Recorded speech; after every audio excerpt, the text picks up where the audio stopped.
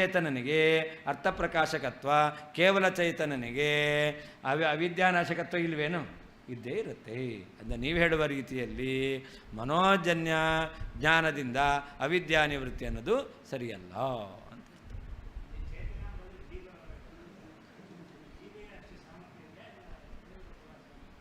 ಜೀವರಿಗೆ ಪರಮಾತ್ಮ ಕೊಟ್ಟಂಥ ಸಾಮರ್ಥ್ಯ ಅದು ಭಗವಂತ ಕೊಟ್ಟದ್ದೇ ಎಲ್ಲ ಇರೋದು. ಇವನದ್ದಂತ ಏನೂ ಇಲ್ಲವೇ ಇಲ್ಲ. ಇವನು ಅಸ್ವತಂತ್ರ, ದೇವರು ಕೊಟ್ಟಿದ್ದಾನೆ. ಆ ದೇವರು ಕೊಟ್ಟಂತಹ ಆ ಚೇತನನಲ್ಲಿ ಆ ಶಕ್ತಿ ಇದೆ. ಶಕ್ತಿಯನ್ನು ದೇವರೇ ಕೊಟ್ಟಿದ್ದಾನೆ. ಅನಾದಿ ಕಾಲದಿಂದ ಜೀವಚೇತನನೇ. ಚೇತನ ಅಂದರೆ ಜ್ಞಾನಶಕ್ತಿ, ಇಚ್ಛಾಶಕ್ತಿ, ಕ್ರಿಯಾಶಕ್ತಿ ಇದೆ. ಅದು ದೈವದತ್ತವಾದದ್ದು, ಭಗವಂತನೇ ಕೊಟ್ಟದ್ದು. ಭಗವದ್ ಅಧೀನವಾದದ್ದೇ ಅನಾದಿ ಕಾಲದಿಂದ ಇದೆ. ಯಾವತ್ತಿಂದ ಜೀವ ಇದ್ದಾನೋ ಅವತ್ತಿನಿಂದ ಭಗವಂತನ ಅಧೀನನಾಗೇ ಇದ್ದಾನೆ. ಹುಟ್ಟಿದ ಮೇಲೆ ಅಧೀನ ಅಲ್ಲ. ಮಗು ಹುಟ್ಟಬೇಕಾದ್ರೇ ಅಪ್ಪನ ಅಧೀನ, ಅಮ್ಮನ ಅಧೀನವಾಗೇ ಹುಟ್ಟುತ್ತದೆ. ಅಂದರೆ ಮಗುವಿನ ಅಸ್ತಿತ್ವ ಯಾವತ್ತು ಅಂತ ಹೇಳ್ತಿರೋ ಆವಾಗಿಂದಲೇ ತಂದೆ ತಾಯಿಗಳ ಅಧೀನ. ಹುಟ್ಟಿದ ಮೇಲೆ ಅಧೀನ ಅಂತಾಯ್ತಾ? ಇಲ್ಲ. ಹಾಗೆ ಜೀವನು ಕೂಡ ಯಾವತ್ತಿನಿಂದ ಇದ್ದಾನೋ ಅವತ್ತಿನಿಂದಲೂ ಕೂಡ ಭಗವಂತನ ಅಧೀನಾಗೇ ಇದ್ದಾನೆ. ನಚೇತ್ ಚೈತನ್ಯ ಸಂಬಂಧದಿಂದಲೇ ಮನಸ್ಸು ಅರ್ಥಪ್ರಕಾಶಕ ಶಕ್ತಿಯನ್ನು, ಅಜ್ಞಾನನಾಶನ ಶಕ್ತಿಯನ್ನು ಹೊಂದದಿಲ್ಲ ಅಂತಾದರೆ ಘಟಾದಿತುಲ್ಯಸ್ಯ ಘಟಾದಿಗಳಿಗೆ ಸಮಾನವಾಗಿರ್ತಕ್ಕಂತಹ ಜಡಸ್ಯ ಜಡವಾಗಿರ್ತಕ್ಕಂತಹ ಮನೋವೃತ್ತಿಗೆ ದ್ವಿತೀಯಂಚ ಅರ್ಥಪ್ರಕಾಶಕತ್ವ ಮತ್ತು ಅಜ್ಞಾನನಾಶಕತ್ವ ಎಂಬತಕ್ಕಂಥದ್ದು ಇರಲಿಕ್ಕೆ ಸಾಧ್ಯ ಇಲ್ಲ. ಭೂತಾವಿಷ್ಟಾಚ ಭೂತದ ಆವೇಶವುಳ್ಳಂಥ ಮನುಷ್ಯನಿಂದ ಭೀತಸ್ಯ ಭೂತಾತ್ ಭೂತದಿಂದ ಅಭೀತತಾ ಕಥಂ ಭಯಾಭಾವ ಹೇಗೆ? ಇಲ್ಲವೇ ಇಲ್ಲ. ನಚೇತ್ ಚೈತನ್ಯ ಸಂವೇನೆ ಮನಸ್ಸಿಗೆ ಅರ್ಥಪ್ರಕಾಶಕತ್ವ ಮತ್ತು ಅವಿದ್ಯಾನಾಶಕತ್ವ ಎಂಬತಕ್ಕಂಥದ್ದು ಇಲ್ಲ ಅಂತಾದರೆ ಘಟಾದಿತುಲ್ಯಸ್ಯ ಘಟಾದಿಗಳಿಗೆ ಸಮಾನವಾಗಿರ್ತಕ್ಕಂತಹ ಜಡಸ್ಯ ಜಡವಾಗಿರ್ತಕ್ಕಂತಹ ಈ ಮನಸ್ಸಿಗೆ ದ್ವಿತೀಯಂಚ ಅರ್ಥಪ್ರಕಾಶಕತ್ವ ಅವಿದ್ಯಾನಾಶಕತ್ವ ಕಥಂ ಇರಲಾರದು. ಕಥಮಲ್ಲ ಇರಲಾರದು. ಭೂತಾವಿಷ್ಟಾತ್ ಭೂತ ಆವೇಶದಿಂದ ಆವೇಶವುಳ್ಳಂತಹ ವ್ಯಕ್ತಿಯಿಂದ ಭೀತಸ್ಯ ಭೀತನ ಅಭೀತತಾ ಕಥಂ ಭಯ ಇಲ್ಲ ಅಂತಂಗೆ ಹೇಳ್ತೀರಾ? ವಿಪಕ್ಷೇ ಬಾಧಕ ಮಹಾ ಅಂತ. ಒಂದು ವೇಳೆ ನೀವು ಚೈತನ್ಯನ ಸಂಬಂಧ ಇರುವಂತಹ ಮನಸ್ಸಿಗೇನೆ ಅರ್ಥಪ್ರಕಾಶಕತ್ವ ಮತ್ತು ಅವಿದ್ಯಾನಾಶಕತ್ವ ಒಪ್ಪಬೇಕು. ನಚೇತ್ ಇಲ್ಲ ಅಂತಾದರೆ ವಿಪಕ್ಷೇ ಬಾಧಕಂ ಮಹಾ. ನಚೇತ್ ಅಂದರೆ ಏನರ್ಥ? ಚಿದಾಹಿತ ಶಕ್ತಿದ್ವಯಂ ನಚೇತ್. ಮನಸ್ಸಿನಲ್ಲಿ ಚೇತನನ ಸಂಬಂಧದಿಂದಲೇ ಅರ್ಥಪ್ರಕಾಶಕತ್ವ ಅವಿದ್ಯಾನಾಶಕತ್ವ ಶಕ್ತಿ ಇದೆ, ಅದನ್ನು ಒಪ್ಪಲಿಲ್ಲ ಅಂತಾದರೆ ಅಂತ ಅರ್ಥ. ನಚೇತ್ ಘಟಾದಿತುಲ್ಯಸ್ಯ ಜಡಸ್ಯ. ಘಟಾದಿತುಲ್ಯ ಅಂದರೆ ಏನರ್ಥ? ಘಟಾದಿಗಳು ಜಡ, ಮನಸ್ಸು ಕೂಡ ಜಡ. ಜಡಸ್ಯ ಮನಃಪರಿಣಾಮಸ್ಯ ಮನಃಪರಿಣಾಮಾತ್ಮಕವಾದದ್ದು ಜ್ಞಾನ. ಯಾವ ಜ್ಞಾನ ಇದೆಯಲ್ಲ ಅದು ಮನಃಪರಿಣಾಮಾತ್ಮಕವಾದ ಜ್ಞಾನ. ಮನಸ್ಸು ಜಡ, ಮನಃಪರಿಣಾಮಾತ್ಮಕವಾದ ಜ್ಞಾನವೂ ಕೂಡ ಜಡ. ಅದಕ್ಕೆ ದ್ವಿತೀಯಂ ಅರ್ಥಪ್ರಕಾಶನ ಶಕ್ತಿ ಅಜ್ಞಾನ ನಿವರ್ತನ ಶಕ್ತಿಶ್ಚ ಅಂತ. ಅರ್ಥಪ್ರಕಾಶಕತ್ವ ಮತ್ತು ಅವಿದ್ಯಾನಾಶಕತ್ವ ಶಕ್ತಿ ಎಂಬತಕ್ಕಂಥದ್ದು ಕಥಂ ದ್ವಯಂ ಅನೇನ ವಿಮತಃ ಮನೋವೃತ್ಯಂತರ್ಗತ ಅಚಿದಂಶಃ ಅಂತರ್ಗತ ಅಚಿದಂಶಃ ನ ಶಕ್ತಿದ್ವಯವಾನ್ ಅಂತ. ಯಾವ ಮನೋವೃತ್ಯಂತರ್ಗತವಾದ ಅಚಿದಂಶ ಜಡಾಂಶ ಇದೆಯಲ್ಲ, ಮನೋವೃತ್ತಿಯಲ್ಲಿ ಸೇರಿರ್ತಕ್ಕಂತಹ ಜಡಾಂಶ ಎಂಬತಕ್ಕಂಥದ್ದು ಇದೆಯಲ್ಲ, ಆ ಜಡಾಂಶದಲ್ಲಿ ಉಕ್ತ ಶಕ್ತಿದ್ವಯವಾನ್ ಅರ್ಥಪ್ರಕಾಶಕತ್ವ ಶಕ್ತಿ ಮತ್ತು ಅವಿದ್ಯಾನಾಶಕತ್ವ ಶಕ್ತಿ ಇಲ್ಲ. ಯಾಕೆ? ಜಡತ್ವಾತ್ ಜಡವಾದ್ರಿಂದ. ಘಟವತ್ ಘಟದಲ್ಲಿ ಜಡತ್ವ ಇದೆ, ಘಟದಲ್ಲಿ ಅರ್ಥಪ್ರಕಾಶಕತ್ವ ಅವಿದ್ಯಾನಾಶಕತ್ವ ಇಲ್ಲ.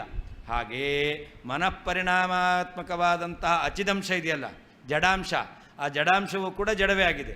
ಆದ್ದರಿಂದ ಅದರಲ್ಲಿಯೂ ಕೂಡ ಅರ್ಥಪ್ರಕಾಶಕತ್ವ ಅವಿದ್ಯಾನಾಶಕತ್ವ ಎಂಬತಕ್ಕಂಥದ್ದು ಇಲ್ಲ ಎಂಬತಕ್ಕಂತಹ ಅನುಮಾನ ಅದು ಬಾಧಕ ಅಂತ ಅರ್ಥ. ಲೌಕಿಕ ದೃಷ್ಟಾಂತ ವಿರೋಧಂಚ ದರ್ಶಯತಿ ಅಂತ. ಲೌಕಿಕ ದೃಷ್ಟಾಂತದಿಂದಲೂ ವಿರೋಧ. ಅದನ್ನು ಹೇಳ್ತಾರೆ ಭೂತ ಇತಿ. ಭೂತೇನ ಪಿಶಾಚೇನ ಆವಿಷ್ಟಾತ್ ಪುರುಷಾತ್ ಭೀತಃ. ಪಿಶಾಚಿಯಿಂದ ಆವಿಷ್ಟನಾದ ವ್ಯಕ್ತಿಯಿಂದಲೇ ಭಯ ಇದೆ ಅಂತಾದರೆ ಆವಾಗ ಅನ್ಯಸ್ಪಷ್ಟ. ಅದರಿಂದ ಪಿಶಾಚಿಯಿಂದ ಅಭೀತತಾ ಕಥಂ. ಪಿಶಾಚ ಆವಿಷ್ಟವಾದ ವ್ಯಕ್ತಿಯಿಂದಲೇ ಭಯ ಇದೆ ಅಂತಂದರೆ ಪಿಶಾಚಿಯಿಂದ ಭಯ ಇಲ್ಲ ಅಂತ ಹೇಳಲಿಕ್ಕೆ ಬರುತ್ತೇನು? ಭಯ ಇದ್ದೇ ಇರುತ್ತೆ.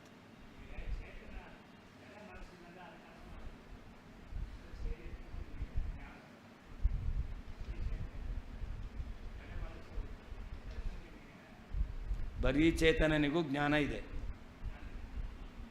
ಜ್ಞಾನ ಪಡೆಯುವ ಸಾಮರ್ಥ್ಯ ಇದೆ. ಬರೀ ಚೇತನ ಮನಸ್ಸಿನ ಸಂಬಂಧ ಇಲ್ಲದೇನೆ ಜ್ಞಾನವನ್ನು ಹೊಂದಿದ್ದಾನೆ. ನಿದ್ರಾವಸ್ಥೆಯಲ್ಲಿ ಜೀವನಿಗೆ ಮನಸ್ಸಿನ ಸಂಬಂಧ ಇಲ್ಲದೇನೆ ಜ್ಞಾನ ಬರುತ್ತೆ. ಸ್ವಪ್ನ ಅಲ್ಲ, ನಿದ್ರೆ, ಆನಂದದ ಅನುಭವ ಜೀವನಿಗೆ ಬರ್ತಾ ಇದೆ. ಮನಸ್ಸಿನ ಸನ್ನಿಧಾನ ಇಲ್ಲ, ಬೇಕಾಗಿಲ್ಲ. ಇನ್ನು ಮನಸ್ಸಿನ ಸಂಬಂಧ ಇಲ್ಲ ಅಂದರೂ ಚೇತನನಿಗೆ ಪ್ರಕಾಶಕತ್ವ ಇದೆ. ಚೇತನ ಸ್ವರೂಪಕ್ಕೇನೆ ಅರ್ಥಪ್ರಕಾಶಕತ್ವ ಇದೆ. ಸ್ವಾಭಾವಿಕವಾಗಿ ಇದೆ. ಮನಸ್ಸಿನ ಸಂಬಂಧ ಬೇಕಾಗಿಲ್ಲ. ಅಂದರೆ ಚೇತನನಲ್ಲಿ ಸಹಜವಾಗಿರೋದ್ರಿಂದ ಸಹಜವಾಗಿ ಶಕ್ತಿ ಉಳ್ಳಂತಹ ಈ ಮನುಷ್ಯನ ಚೇತನನ ಸಂಬಂಧ ಇರೋದರಿಂದಾಗಿ ಮನಸ್ಸಿಗೂ ಆ ಶಕ್ತಿ ಬಂತು. ಅದಕ್ಕೆ ಉದಾಹರಣೆ ಕೊಟ್ಟಿದ್ದು, ವಯರು ಕರೆಂಟ್ ಇದೆ. ಕರೆಂಟ್ ಇರುವಂಥ ವಯರಿನ ಸಂಬಂಧ ಇರೋದರಿಂದಾಗಿ ಪಾತ್ರೆಯೂ ಕರೆಂಟ್ ಹೊಡೆಯುತ್ತೆ. ಇಲ್ಲಾಂದರೆ ಪಾತ್ರೆ ಇಲ್ಲವೇ ಇಲ್ಲ.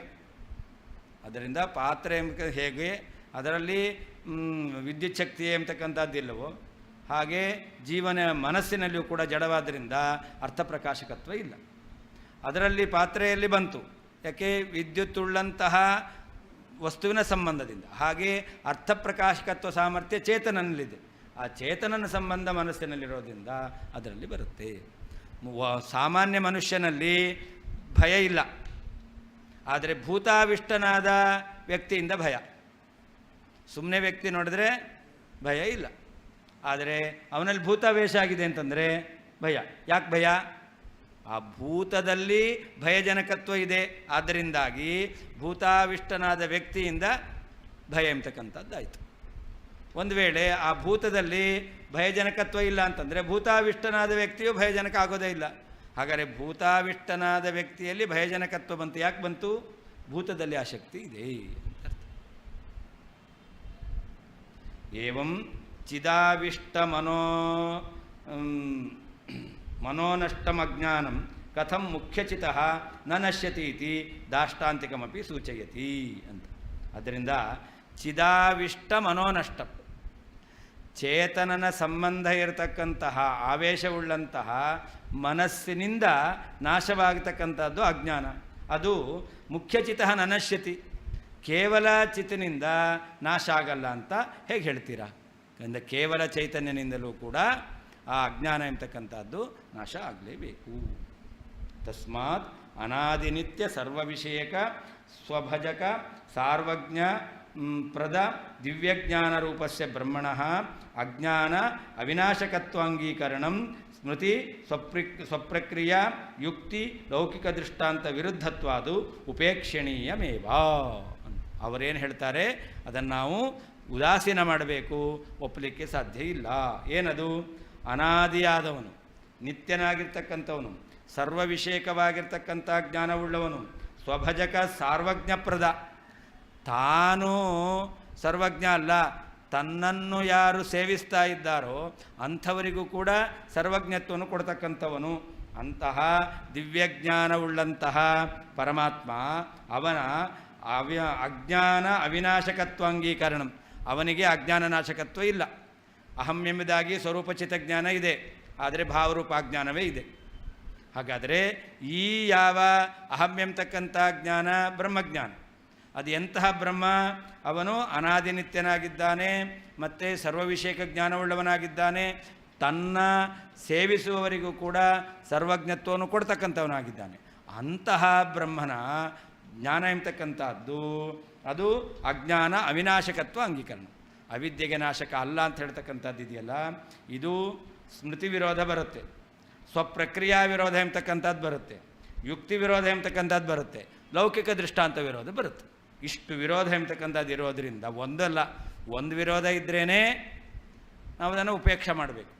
ಹೀಗೆ ಸ್ಮೃತಿ, ಸ್ವಪ್ರಕ್ರಿಯಾ, ಯುಕ್ತಿ, ಲೌಕಿಕ ದೃಷ್ಟಾಂತ ಎಲ್ಲದರಿಂದಲೂ ವಿರುದ್ಧವಾಗಿದೆ. ಆದ್ದರಿಂದಾಗಿ ಅದನ್ನು ನಾವು ಉಪೇಕ್ಷಣೆ ಮಾಡಬೇಕು. ನತು ಅವಿದ್ಯಾಯಾಂ ಅಸಂಭಾವಿತ ಶಕ್ತಿ ಘಟನೆಯ ಸಂಘಟನೀಯಮಿತಿ ಭಾವ. ಆದ್ದರಿಂದ ಅವಿದ್ಯೆಯಲ್ಲೇನೇ ಏನೋ ಒಂದು ಅಘಟಿತವಾದಂಥ ಒಂದು ದುರ್ಘಟತ್ವ ಎಂಬತಕ್ಕಂಥದ್ದಿದೆ ಅಂತ ಅದನ್ನು ಹೇಳ್ತಕ್ಕಂಥದ್ದು ಸರಿಯಲ್ಲ. ನತು ಅವಿದ್ಯಾಯಾಂ ಅಸಂಭಾವಿತ ಶಕ್ತಿ ಘಟನೆಯ, ಅವಿದ್ಯೆಯಲ್ಲೇನೇ ಒಂದು ಅಸಂಭಾವಿತವಾದ ಒಪ್ಪಲಿಕ್ಕಾಗದೇ ಇರತಕ್ಕಂತಹ ಒಂದು ಶಕ್ತಿಯನ್ನು ಒಪ್ಪಬಿಟ್ಟು ಆ ಅಜ್ಞಾನ ಎಂಬತಕ್ಕಂಥದ್ದು ಈ ಬ್ರಹ್ಮನ ಚೈತನ್ಯ ಸ್ವರೂಪವಾದ ಜ್ಞಾನ ಇದ್ದರೂ ಕೂಡ ನಾಶ ಆಗಿಲ್ಲ, ಅದು ಮನೋವೃತ್ತಿಯಿಂದ ನಾಶ ಆಗುತ್ತೆ ಅಂತ ಈ ರೀತಿಯಲ್ಲಿ ಒಪ್ತಕ್ಕಂಥದ್ದು ಸರಿಯಲ್ಲವೇ ಅಲ್ಲ. 10 ನಿಮಿಷ ಬಿಟ್ಟು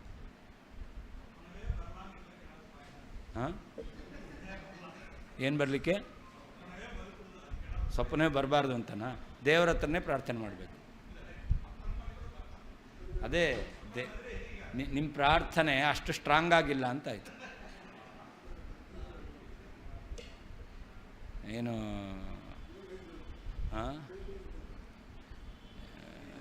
ಕೊರೋನಾ ಬರಬಾರ್ದು ಅಂಥೇಳಿ ಡೋಸ್ ತಗೊಂಡಿದ್ದೀರ, ಆದರೂ ಬಂದಿದೆ ಅಂದರೆ ಏನರ್ಥ? ಆವಾಗ ಆ ಕೊರೋನಾ ಡೋಸು ಸ್ಟ್ರಾಂಗ್ ಆಗಿಲ್ಲ ಅಂತ ಅರ್ಥ.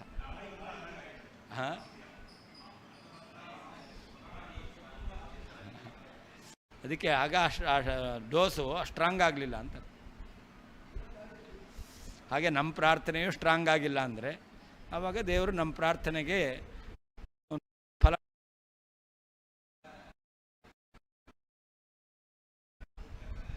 ಏನು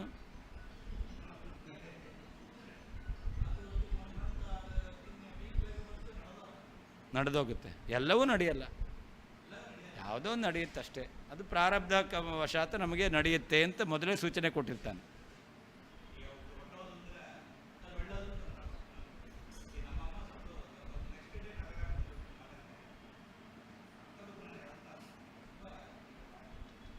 ಅದೇ ಕೆಲವೊಂದು ಸೂಚನೆ ಕೊಟ್ಟಿರ್ತಾರೆ, ನೀವು ಪ್ರಿಪೇರ್ ಆಗಿರಿ ಅಂತ.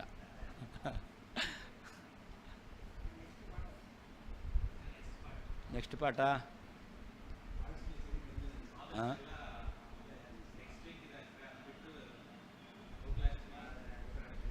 ಹೌದು, ಏಕಾದಶಿ ಇದೆಲ್ಲ ಪಾಡ್ಯ ಕೊನೆಗೆ.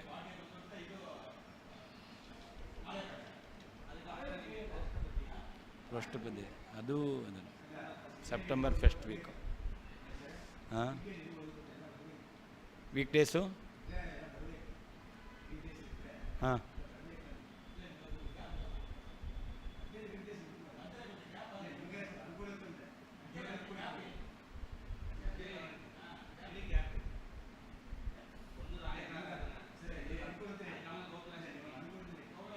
ಯಾವಾಗ?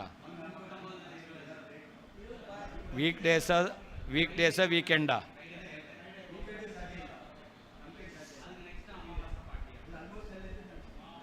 ಅದೇ ವೀಕೆಂಡು ಅಂದರೆ ನಾಡಿದ್ದು 6-7 ತಾನೇ ಆಗಬೇಕು.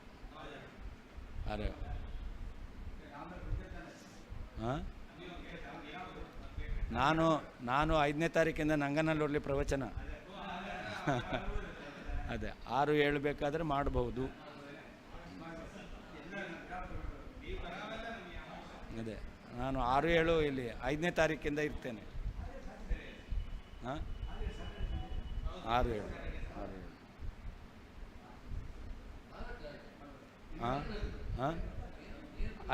5ನೇ ತಾರೀಕಿಂದ ನಂಗನಲ್ಲೂರ್ಲಿ ಪ್ರವಚನ. 5 ದಿವಸ ಭಾಗವತ.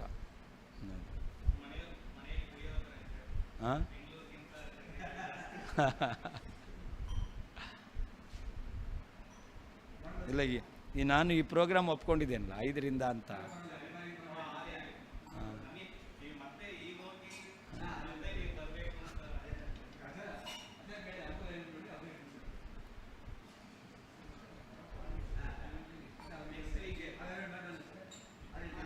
ಹಾಂ ಹ್ಞೂ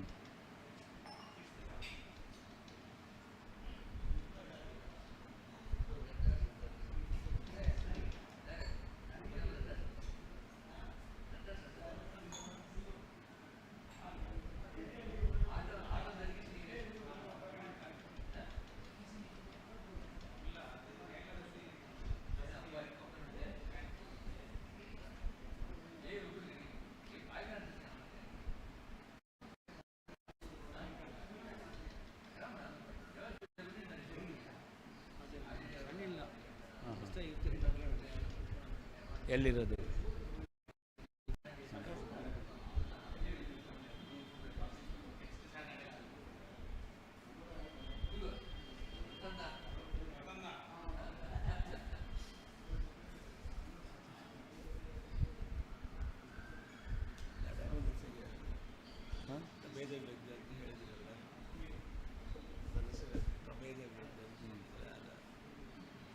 ಮನಸ್ಸು, ಬುದ್ಧಿ, ಅಹಂ, ಚಿತ್ತ, ಚೇತನ.